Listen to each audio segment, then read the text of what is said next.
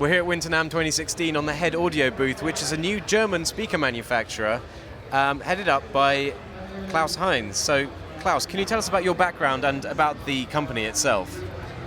The company itself, as mentioned, is rather new, founded in October last year. And HEDD stands for Heinz Electrodynamic Designs. I have worked in the field of monitoring since many years, and we come up with a new product line here with some specific technical improvements. And what we have in all our models is an evolved form of the air motion transformer with a new geometry in the diaphragm and a waveguide that allows to lower the crossover frequency, which is a goodie for two-way systems to have a more homogeneous reproduction. The other thing in common with all the speakers is a new diaphragm material that's much stiffer, or whose Young's modulus is nearly 2 factors 3 higher than earlier honeycomb constructions could be. All the models incorporate ICE power modules, very modern PWM amplifiers that have improved a lot in noise and sound, in noise floor, and small noise floor and a better sound.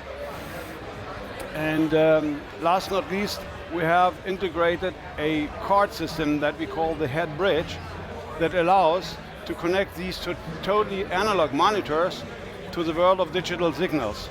And with digital signals, I not only do mean AES-3, as it is normally associated, but also the audio over IP or over Ethernet solutions that are coming along, like Dante and Ravenna-AES67.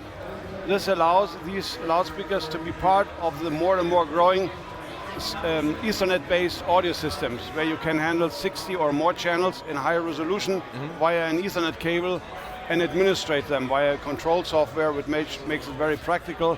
And I presume, I guess, that in 1, 2, 3 years, the studio setups will be full of these networks and have less and less XLR cables. That's why we, on time, introduce such a system.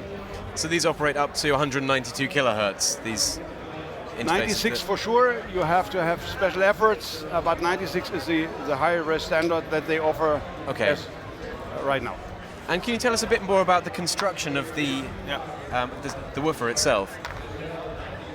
The good chance I had was to start from ground off. So knowing which volume expects me, knowing which resonance frequency I would have, and knowing what kind of equalizer I have in hand later on, I could optimize the woofers in a way that with a small electronical correction, we have an optimum in performance, and not a very much equalized bass, which always has the danger to be artificial or bumpy or whatever you would like to call it.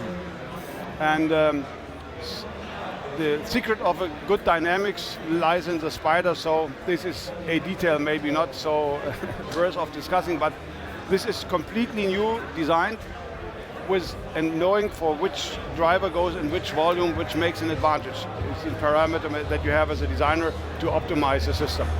And there's also the construction of the cone itself is the cone itself is a honeycomb cone, which is a known construction in many forms, with new materials for the gluing, especially.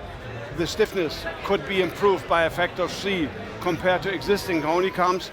So stiffness or Young's modulus could be improved a lot, which for the piston-like action is an advantage, and for the cleanliness and accuracy of the sound has advantages in my experience at least. And the ribbon, you said you're able to bring down the crossover frequency by a considerable amount. So how much is that? That is part of the tweeter construction.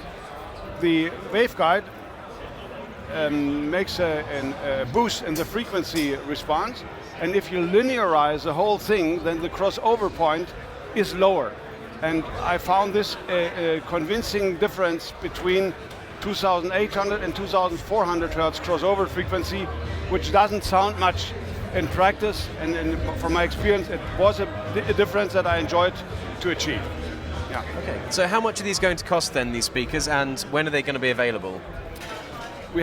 We start with 3 models actually: a small 5-inch unit for 600 US MAP or market price here in the United States, an 8-inch which will be like $800 a piece, and a big box, the 3-way but 4-channel system, meaning 3 frequency areas, but 4 amplifiers. Each and every driver has its own amplifier. This is $3,000 a piece. And available when? And they start to be delivered in March. Fantastic. Thank you, Klaus. Thank you.